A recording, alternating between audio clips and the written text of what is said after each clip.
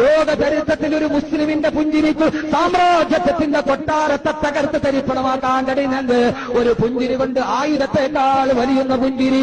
ആ പുഞ്ചിരി കൊണ്ട് സാമ്രാജ്യത്തെ തകർക്കാൻ കഴിഞ്ഞിട്ടുണ്ടെങ്കിൽ, സാമ്രാജ്യത്തിന്റെ നെഞ്ചു പിളർക്കാൻ കഴിഞ്ഞിട്ടുണ്ടെങ്കിൽ അത് ഹിറ്റ്ലറിനല്ല, മുസോളിക്കല്ല, സാക്ഷാൽ ചെഗുവേരക്കല്ല.